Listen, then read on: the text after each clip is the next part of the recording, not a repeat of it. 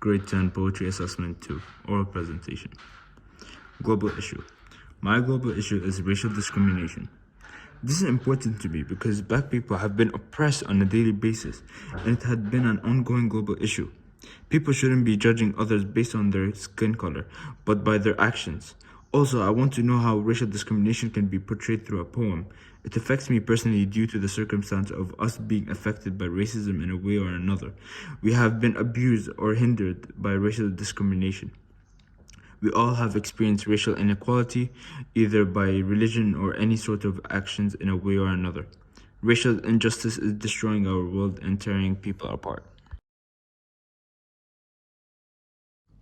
Poem 1 Introduction. Maya Angelou is the poet of Caged Bird. She published it in 1983. What is the relevant context info? Maya Angelou was born in Margaret Annie Jason on April 4, 1928 in St. Louis, Missouri.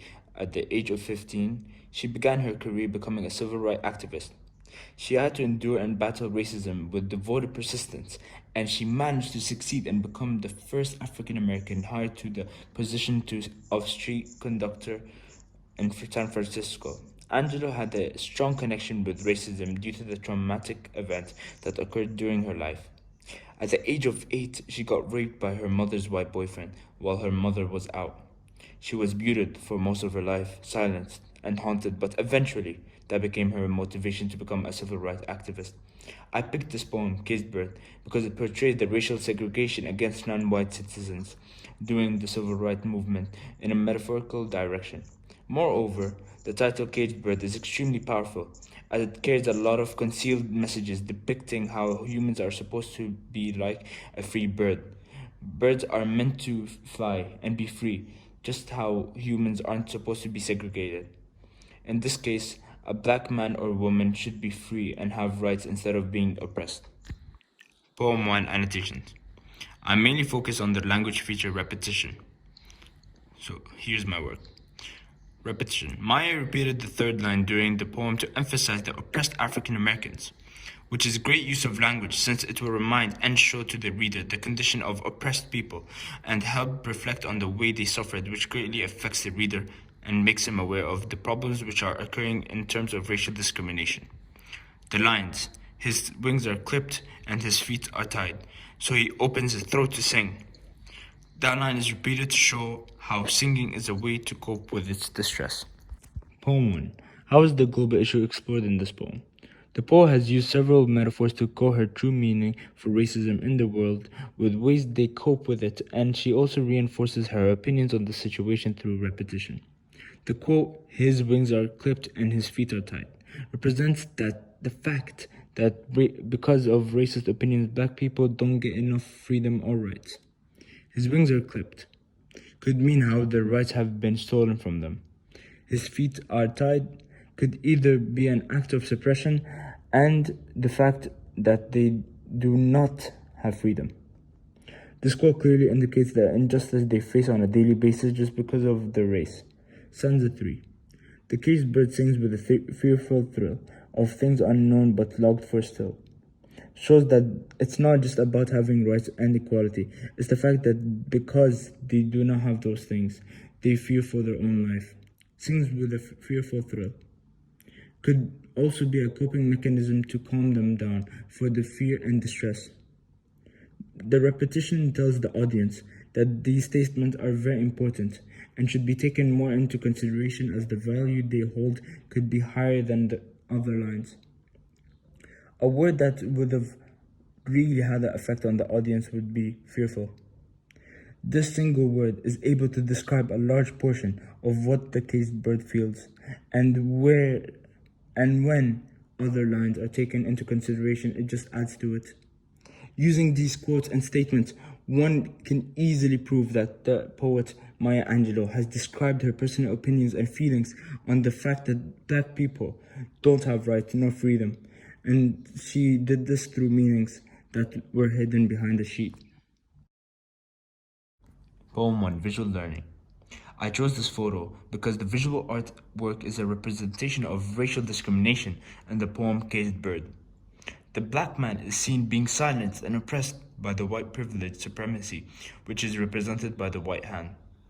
This relates to the caged bird due to the bird being trapped with no freedom and no rights. The photo furthermore shows how black people in our society are being hindered and that social injustice is affecting our modern day dramatically. Poem 2 Introduction. The poet who wrote Freedom is Langston Hughes. He published it at the year 2002. What is relevant context info? James Mercer Langston Hughes was born on February 1, 1902, in Joplin, Missouri. Langston Hughes was an African-American writer whose poems, columns, novels, and plays made him a leading figure in the Harlem Renaissance of the 1920s. I picked this poem because unfortunately it tells us the real truth, what our world is going through. Not every person has a fair chance of having an equal democracy in their life. Freedom won't ever be available for African Americans, as the poet said.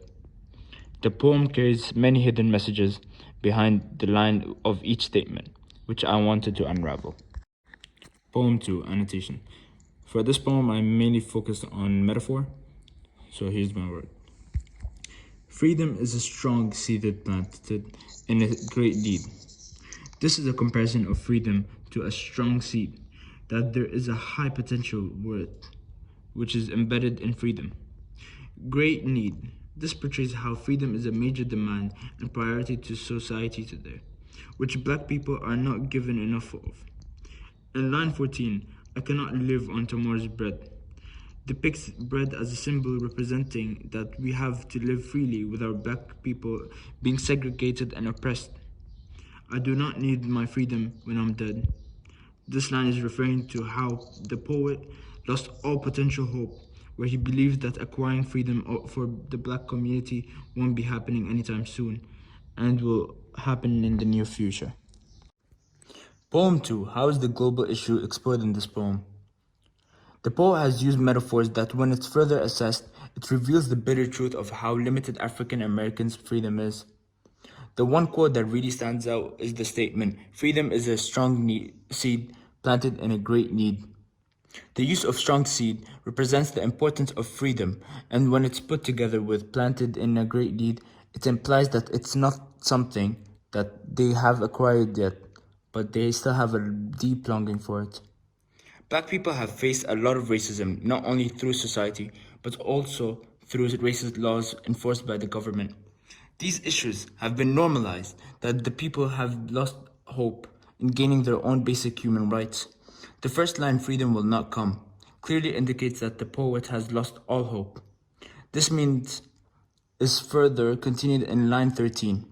"I do not need my freedom when I'm dead."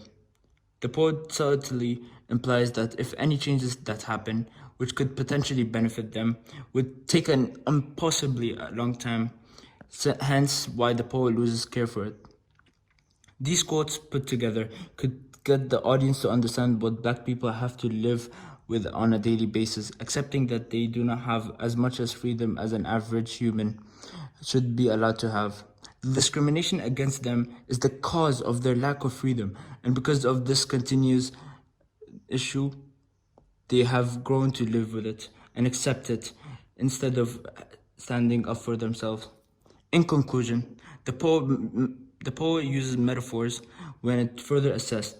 It reveals the bitter truth of how limited African Americans' freedom is. Racism will always exist in our world, with different stages to it, and people should eventually come to a realization that without inequality, there will always be conflict between each other. So, in order for a better future, we must end racism now. Poem 2 Visual Learning. What is your visual understanding of the global issue in the poem?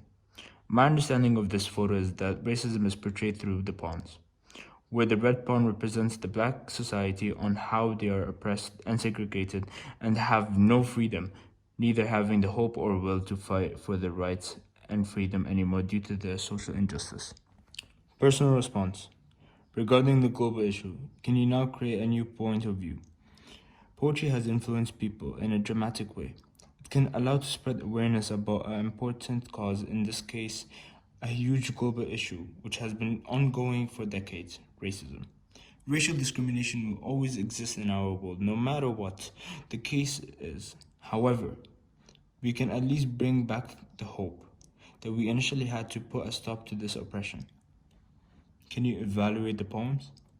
The poem Caged Bird is a comparison of the differences between black and white supremacy represented by a free bird and caged bird, and how one race is superior and more privileged compared to another. The poem Freedom depicts the limited amount of freedom African Americans have due to the unequal democracy and the segregation, but maintaining that hope existing in every black person for a better future.